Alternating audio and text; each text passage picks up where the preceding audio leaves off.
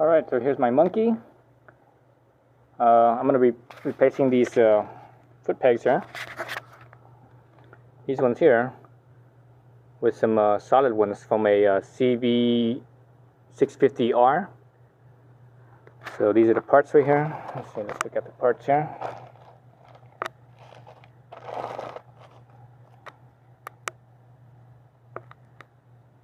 So those are the parts, our parts number. Hopefully you guys can see that.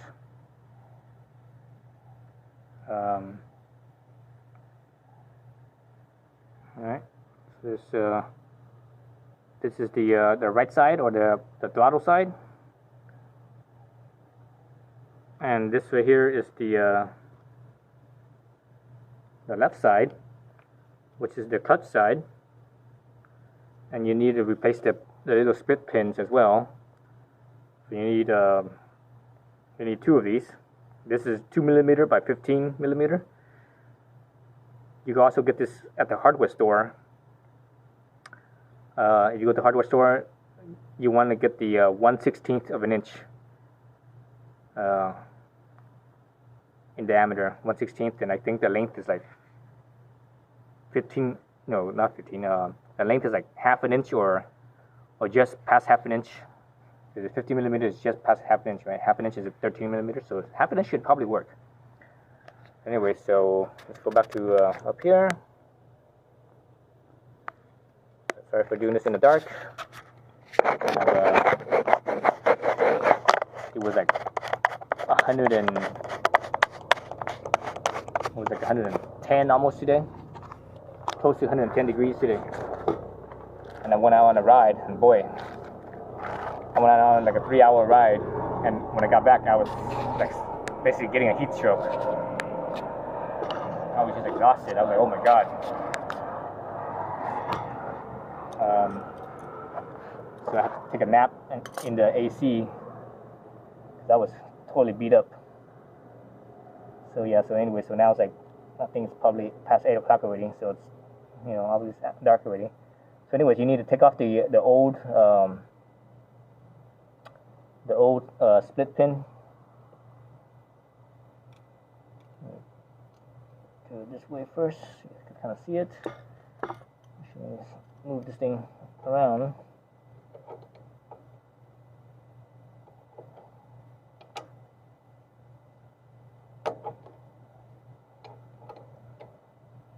Now, if you're really careful, you could actually possibly reuse this old one, but I would not do that. And the reason why I wouldn't do that is because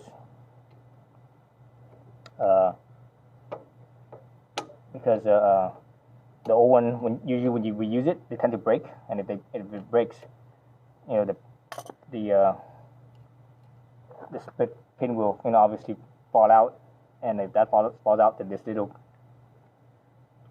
you know, this pin shaft here will fall out. So this is like the most pain in the part. Well, actually, no, this is probably not the most pain in the ass part. The most pain in the ass part is putting in the new split pin and splitting it.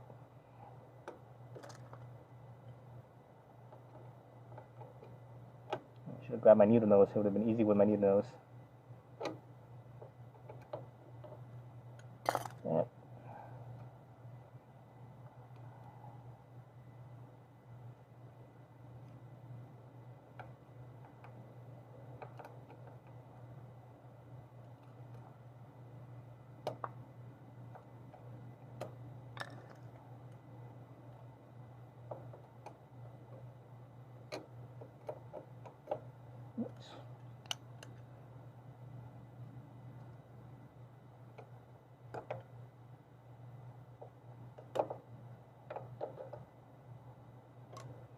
Yeah. Okay, so once you get it to a certain point, you could just kind of squeeze them together to kind of semi-straighten them out.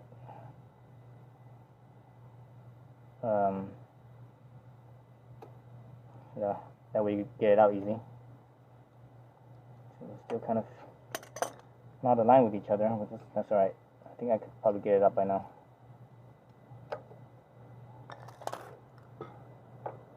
Jeez.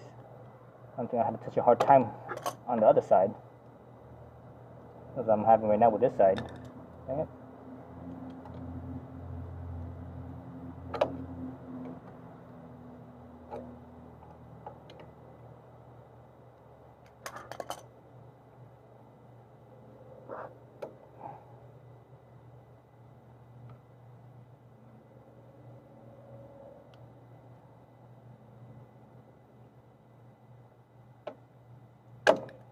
Okay. So that's the split pins off. There's a washer right there, so be mindful of that. Let's get these this new one out. So I already did the other side. Do this side here. So you guys can see what it looks like, the difference. There's the old one and there's the new one.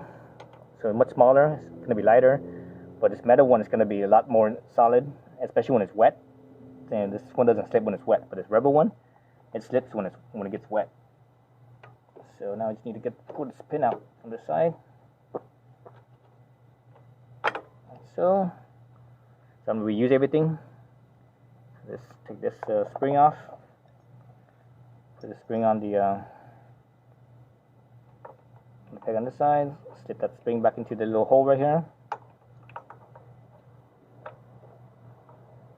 Just kind of have to line up the hole, the hole for the pin, you know, for the shaft here, the pin shaft here. It goes all the way through. Don't forget your washer. The washer has two sides to it. One side it has a smoother, rounded edge, right? And the back side is where the burr is. That's the side that's kind of sharp, kind of rough. You wanna. I usually put the burr away from my part because that way it doesn't scratch up. The burr doesn't scratch up my my parts. Let me get this split pin out first.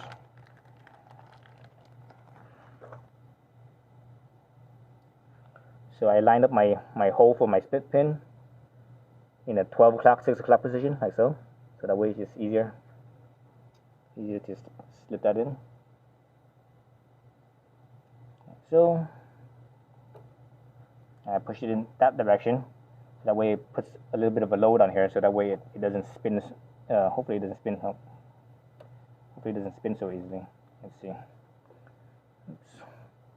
So this is the hard part right here, is spinning this without this thing rotating. Okay, it's rotating. Maybe hold it the other side with the pliers. Oops.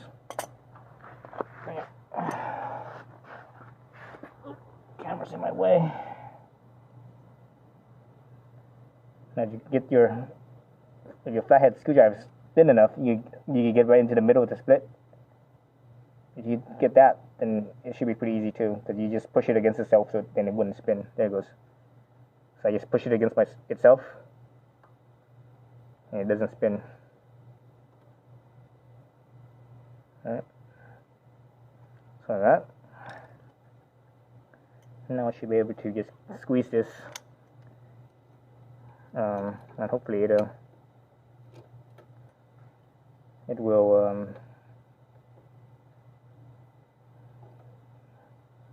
split even more. So you see what I'm doing? The top jaw, I have it up against this part right here. Then the bottom jaw, you know, is pushing on the split pin.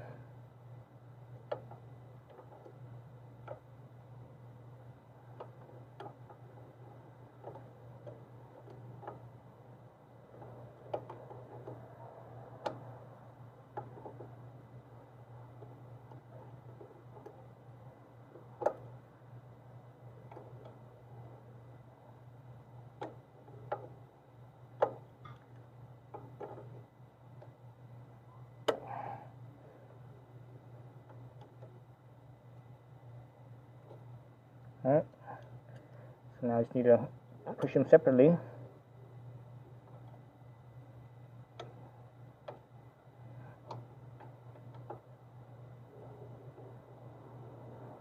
so, this side, like so. I wanted to make a tool that's for this, to make it easier. Using this slip joint pliers is kind of,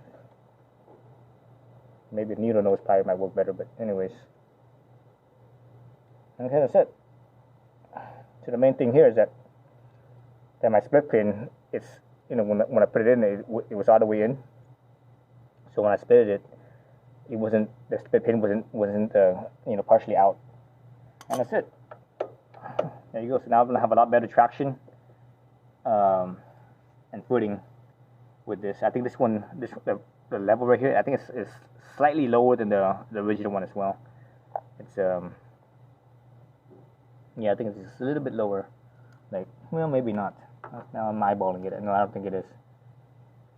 It might be only like a couple millimeters, which that's not really much of a difference. So so again, this one is from a CBR. Excuse me, not CBR. From a CB650R, and the little foot peg scraper part right here, it's really long. It's like 2 inches long, and that one's actually too long for this. If I put that one on, it would, you know, I would hit it way too soon. You need something that's like, you know, that's only maybe half an inch or so in height. So unfortunately, you can't reuse the old one because the thread size on this one's different. So this one's actually smaller. This one, I think it's only like a M. Man, that looks like a M6 or a M. Let's see, what size is that? That's like a M. Yeah, I think this is a M6 or excuse me, a 6mm, 6mm bolt, and this one here is, I believe, an 8mm bolt. So it's too small. I'm not sure what the pitch is. I think the pitch is probably either 1 millimeter or so on the pitch on here.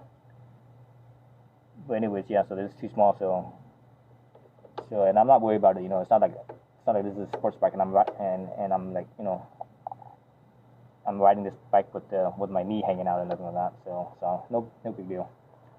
Okay, so that's it. That's the pegs, and much better than the factory one or the rubber one.